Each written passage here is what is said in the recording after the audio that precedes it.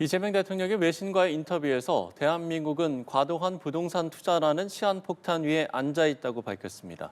추세가 지속된다면 거품은 필연적으로 터질 거라며 경고했는데요. 한편 국정감사가 3주차를 맞이하며 종반을 향해 가는 가운데 여야는 치열한 공방을 이어갔습니다. 관련 내용 포함한 정치권 이슈들 김지호 더불어민주당 대변인, 이준우 국민의힘 미디어 대변인 두 분과 이야기 나눠봅니다. 두 분 어서 오십시오. 네, 맞습니다. 안녕하세요. 자, 이재명 대통령이 부동산과 관련해서 외신과 인터뷰에서 부동산 시장에 대해 시한폭탄이라는 표현을 썼고 대통령실에서도 정부의 11호 부동산 대책은 고육지책이었다 이렇게 발언을 했습니다. 이 관련 발언들 어떻게 들으셨는지요? 시중의 유동성이 커지면서 사실은 부동산 시장이 비이상적으로 급등하고 있고 정부로서는 옳은 게 아니라 고육지책으로 11호 부동산 대책을 발표했는데요. 네. 이 정부 여당의 일원으로서 국민 여러분들께 송구하게 생각합니다. 개인의 어떤 부동산 거래에 제한이 있다는 점, 정부로서도 이런 비이상적인 부동산 급등세가 아니라면 추진하지 않았을 것입니다. 다만 이 추세를 국민의힘 주장대로 그냥 놔둔다면 정말 강남이나 이 한강변 아파트 70억, 100억 누가 봐도 거품이고 과잉이지 않겠습니까?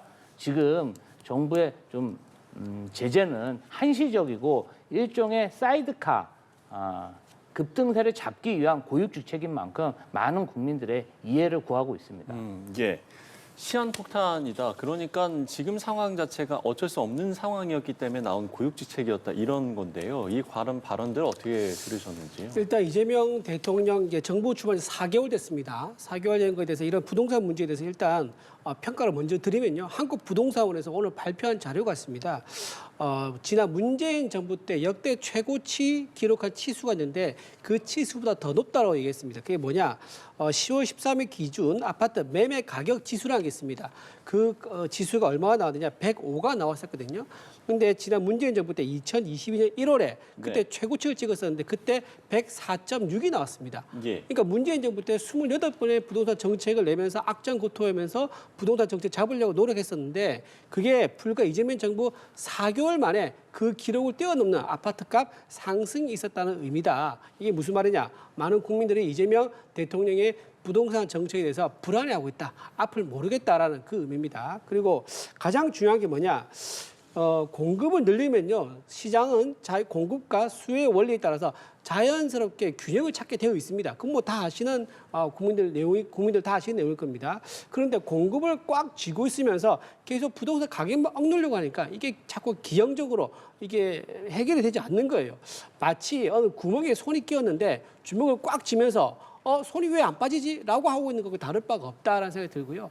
공급 정책을 공급 시그널을 국민들에게 명확하게 준다 그러면은 부동산 정책은 안정화될 건데 여전히 아직도 공급 정책에 대해서 얘기하지 않고요. 또 초과 이익 환수제라는 제도 이것 때문에 지금 많은 국민들이 불안해하고 있고 또 이 아파트 공급업자들도 수익성이 없기 때문에 공급을 안 하려고 하는 거예요. 그래서 초과 이익 환수제를 폐지한 게 맞다. 그리고 보유세는 건들지 않아야 된다. 건폐율도 올려야 한다. 그러면요, 당연히 공급은 늘어날 수밖에 없고, 그러면 시장은 안정화될 거다. 아주 간단한 시장 원리를 생각한다면 이거 쉽게 해결할 수 있는 문제인데 공급을 안 하려고 하니까 이 문제가 계속 더 심화되고 있다는 말씀드립니다. 네. 민주당에서는 부동산 6채를 소유한 것으로 알려진 장동혁 대표를 향한 비판을 이어가면서 여야 국회의원들이 보유한 부동산 전수조사를 제안했습니다. 반면에 또 국민의힘은 11호 부동산 대책 철회와 조금 전에 말씀하셨지만 재건축 초과 이익 환수제, 재초안 폐지를 촉구하고 있는데 부동산을 둘러싼 여야의 충돌 어떻게 보고 계십니까?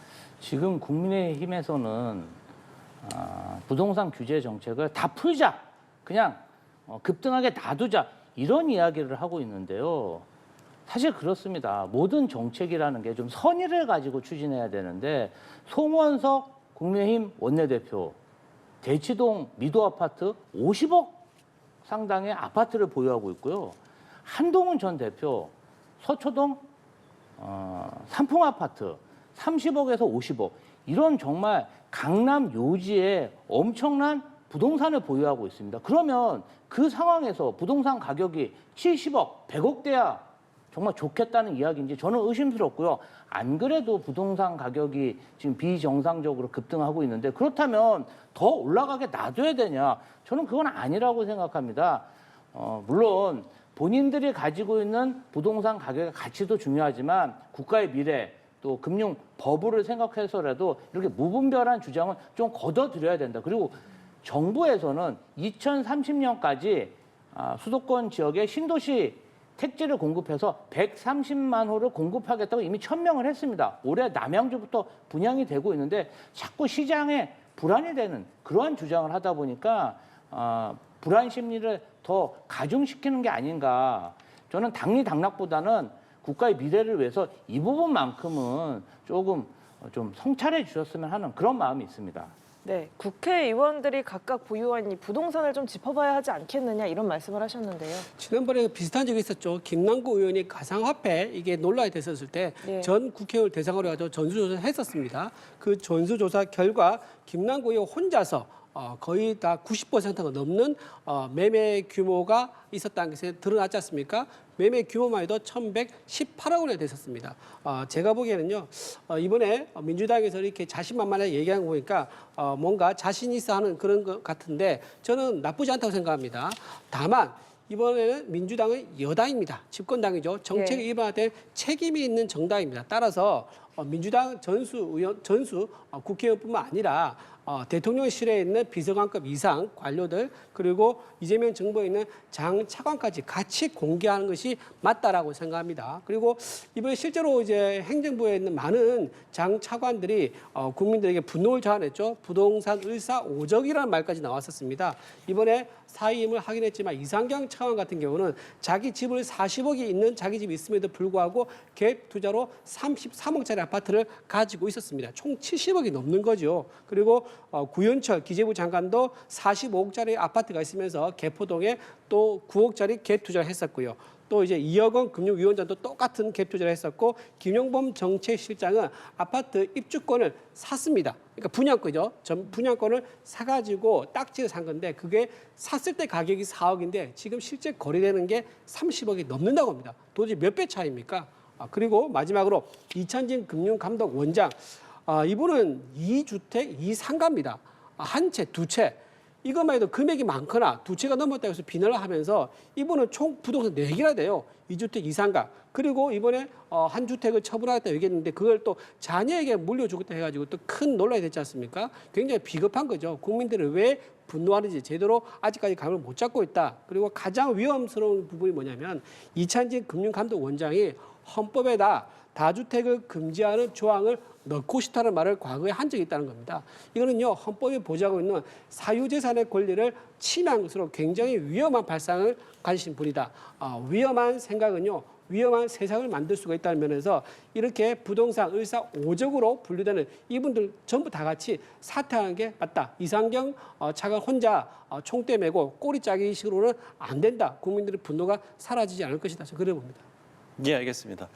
자, 부동산 문제와 관련한 두 분의 의견을 좀 들어봤고요. 자, 그런가 하면 이번 주가 그야말로 외교 슈퍼위크라고 할 수 있는 아세안 정상회의에 이어서 경주에서 에이펙 정상회의가 열리게 되는데요. 정치권에서는 성공 개최를 기원하면서도 미묘한 온도차를 보이고 있습니다. 먼저 관련 발언들 듣고 오시죠. 저부터 솔선수범하겠습니다. 해야 할 말도 많고 다뤄야 할 이슈도 많지만 적어도 이번 주에는 정쟁적 발언을 삼가하도록 하겠습니다. 내용은 깜깜이인 채 타결됐다는 말만 요란한 허상이 아니라 국익과 민생에 도움이 되는 진짜 성과를 가져와야 할 것입니다.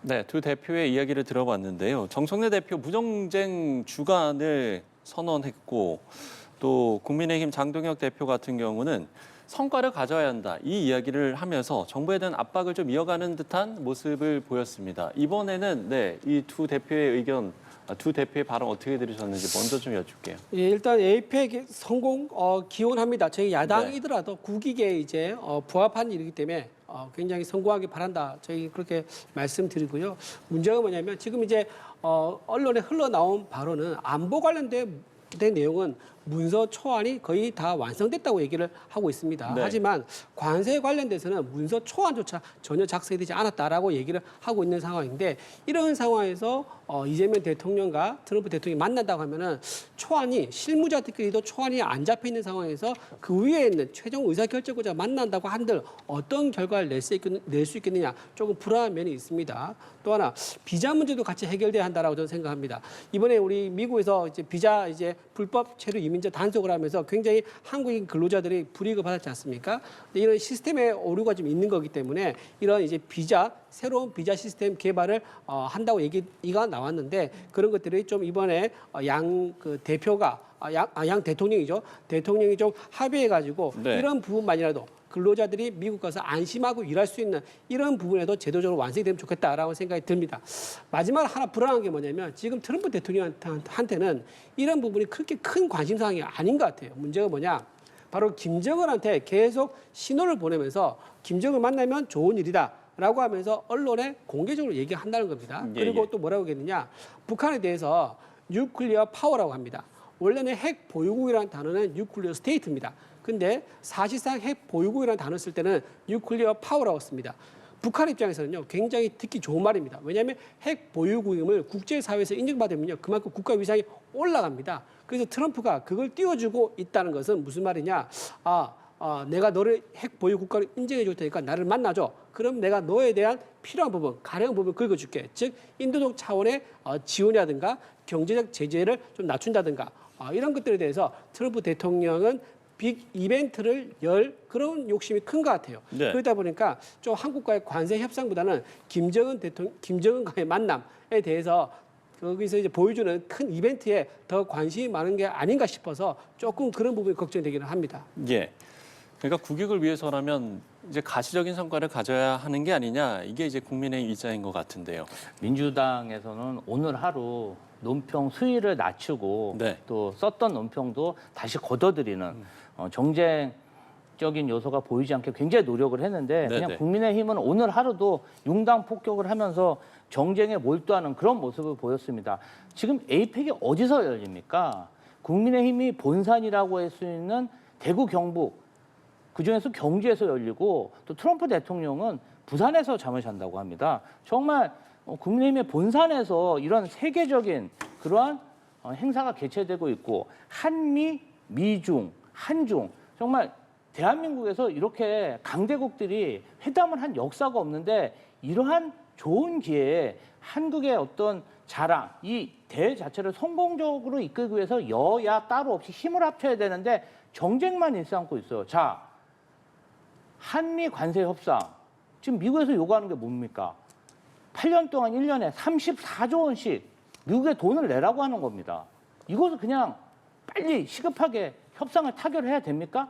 34조면요. 대한민국 국방비의 거의 50%에 해당하는 그런 막대한 예산입니다. 이거 그냥 다 미국에 줘야 됩니까? 이런 때는 조금 시간을 두고 정부에 힘을 실어줘야 되는데 마치 그냥 빚쟁이처럼 뒤에서 이렇게 닥달을 하는 모습을 보면은 국민의힘에게 국익이라는 게 있나? 국민의힘에게 대구, 경북, 부산이라는 그런 도시는 어떤 도시인지 정말 제가 묻고 싶습니다. 일주일만이라도 국익을 위해서 좀 성찰하고 참아주셨으면 하는 마음 간절합니다. 네, 자 이번에 주제를 좀 바꿔서요. 최민희 과방위원장 축의금 논란과 관련한 이야기를 좀 짚어볼까요? 뭐 다들 아시겠지만 국정감사 기간에 국회에서 치른 딸의 결혼식에서 피감 기관으로부터 축의금을 받아서 좀 논란이 됐었는데 이번에는 이 최민희 과방위원장의 휴대전화 화면이 언론사 카메라에 포착되면서 또 논란이 다시 또 불거졌습니다.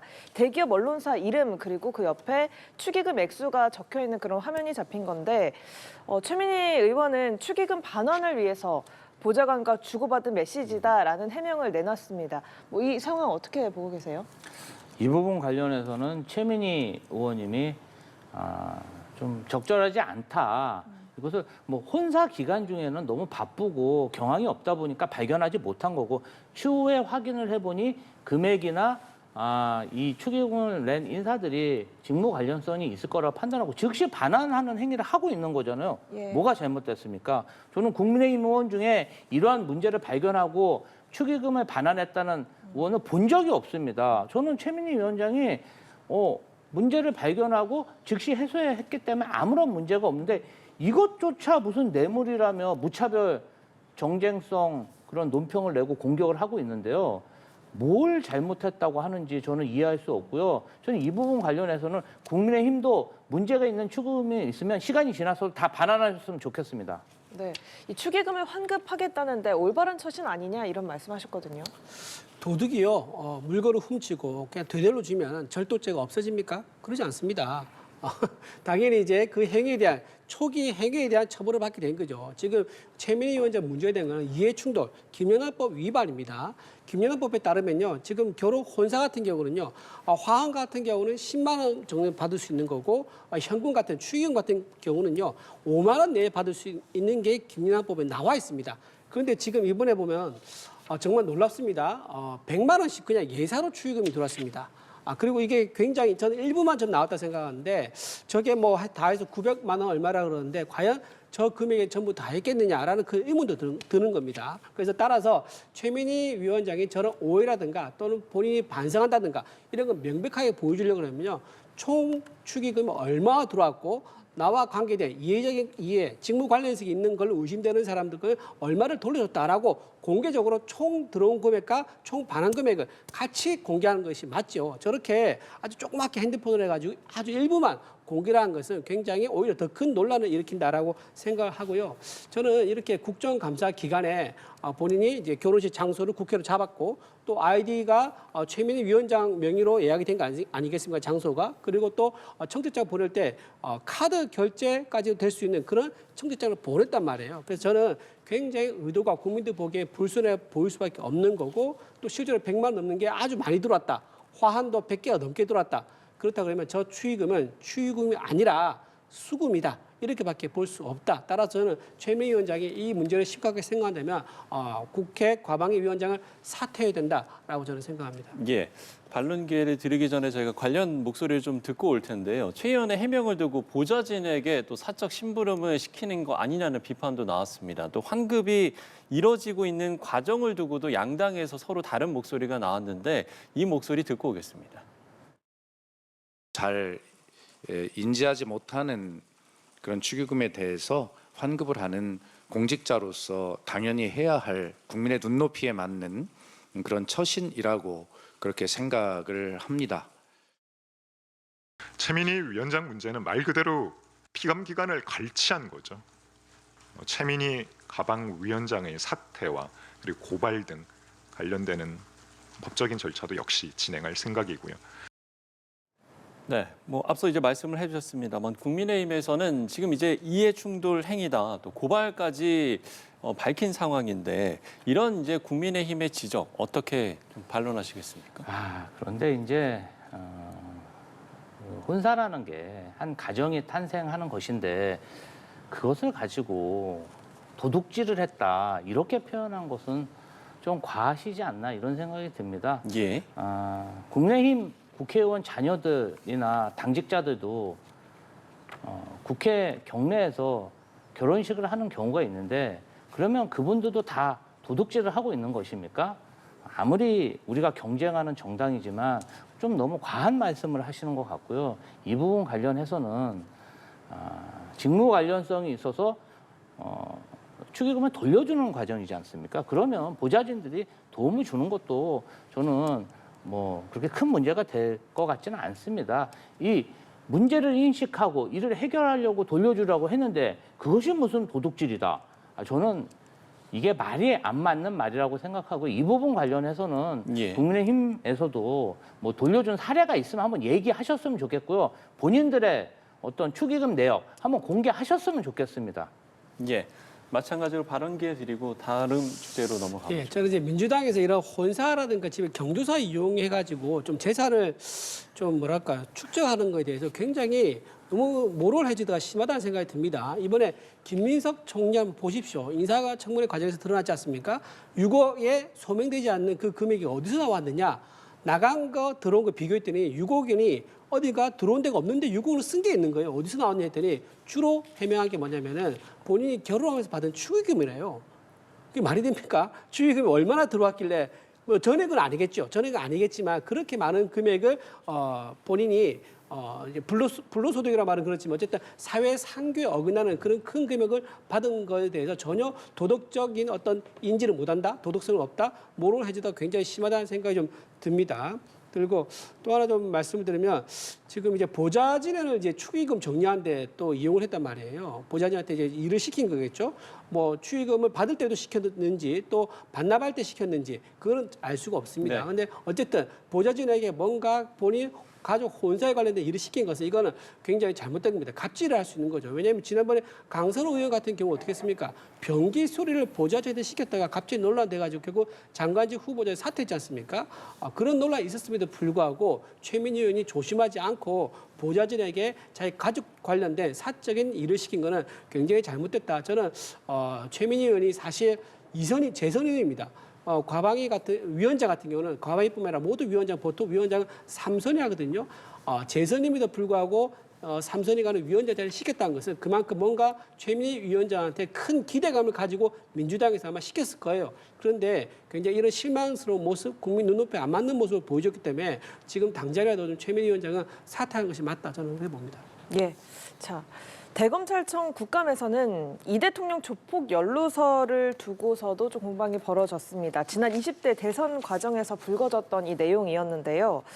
편지가 조작됐다, 허위 문서라는 점을 검찰이 알고도 숨겼다라는 지적이 나왔잖아요. 어떻게 보세요? 이 부분 관련해서는 매우 심각한 대선 공작이 있지 않았나 저는 그렇게 의심하고요. 이 당시에서도 국정감사 때 김용판 의원이 돈다발 사진을 보여주면서 굉장히 매섭게 질의를 했는데 그게 가짜라는 게 그 당시에 밝혀져서 이 사건이 저는 묻히는 줄 알았습니다. 그런데 몇 달 지나지 않아서 장영하 변호사가 최근에 국민의힘 대선 무슨 진실규명 단장을 하셨죠. 이분이 이 박철민이라는 사람한테 편지를 받았다면서 이 조폭 연루설이 맞다. 발표를 했어요. 저희가 모두 웃었어요. 저 허위니까 금방 진상이 규명될 줄 알았는데 알고 봤더니 대검에서 이러한 편지 조작 관련된 이 검증은 시간을 끌어서 대선 하루 전날 뭔가 뭐 밝히지 못했다는 식으로 발표를 했는데 이거 알고 보니까 진실을 덮기 위해서 조직적으로 움직인 정황이 이제 알려진 게 아닙니까? 내부 고발이 아니었으면 저희 모를 뻔했어요. 저는 이 사건 쭉 추적하고 겪으면서 우리나라 사법체계가 왜 이러나 굉장히 불신도 많이 했고 분통도 많이 터뜨렸는데 이제라도 뭔가 좀 진상이 규명돼서 매우 기쁩니다. 이번 사건 관련해서는 저는 뭔가 검찰 내에 굉장히 조직적인 은폐와 공작이 있었다고 보고요. 반드시 제대로 수사해서 원인을 좀 규명해야 된다. 이렇게 생각합니다. 예, 뭐 당시에 이 조폭 연루설이 선거에 영향을 줬다. 뭐 결국 대검이 대선에 개입해서 대통령 후보를 바꾼 거다. 이런 주장들도 나왔는데요. 좀 억지 주장이죠. 이제 민주당에서 이걸 이제 크게 부풀려 가지고 마치 검찰이나 사법부가 대선에 개입한 것처럼 그런 프레임을 씌우려고 한 거 아니겠는가? 그게 씌워줘야지 사법개혁의 동력으로 활용할 수 있으니까 그런 이제 정적으로 좀 보이고요. 일단 장영하 변호사가 했던 거는 지금 2심에서는 무죄가 나왔지만 1심에서는 유죄가 나왔었습니다. 즉 이제 거꾸로 얘기해서 죄송합니다. 1심에서 무죄가 나왔고 2심에서 유죄가 나왔습니다. 그때마다 이제 1심과 2심 판단이 달랐다. 그래서 그만큼 논란이 되는 부분이 있다. 그렇게 말씀드릴 수 있는 거고요. 그리고 이제 민주당에서 말씀을 좀 드리는 부분은 좀 우리 이제 뭐 검찰에서 뭐 사건을 조작했다든가 또는 거짓말했다든가 뭐 이런 식으로 얘기한 것들, 검찰에서 하는 것들 그런 거 사실 지적할 만한 그런 상황은 아닌 것 같아요. 왜냐하면 민주당에서 어떻게 했습니까? 지난 대선에서 윤석열 전 대통령이 이기기 위해서 김만배 씨가 전 언론 노조위원장한테 1억 5천만 원이나 주고 허위 가짜 인터뷰를 해가지고 그걸 방송을 했지 않습니까? 실제로 공중파도 나왔습니다. 유튜브도 나왔었고요. 그리고 또 청담동 술자리에는 완전 허구의 사실을 만들어가지고 또 그거 가지고 또 얼마나 공격을 많이 했습니까? 심지어는요. 이재명 대통령도 위정 교사 혐의로 재판을 받고 있습니다. 그리고 현재 피고인 상태예요. 그렇기 때문에 저는 민주당에서 우리 국민의힘에 대해서 뭐 사건을 뭐 검찰에서 조작했다고 뭐 얘기를 하는 것보다는 그 결과에 대해서 대법원 확정 판결 나올 때까지는 좀 차분하게 지켜보고 그 결과가 나오고 나면 거기에 대해서 얘기하기 좀 맞지 않을까 생각이 듭니다. 예, 알겠습니다. 오늘 이야기 여기까지 나눠보겠습니다. 김지호 더불어민주당 대변인, 이준우 국민의힘 미디어 대변인 두 분과 함께 이야기 나눠봤습니다. 오늘 말씀 고맙습니다. 고맙습니다. 고맙습니다.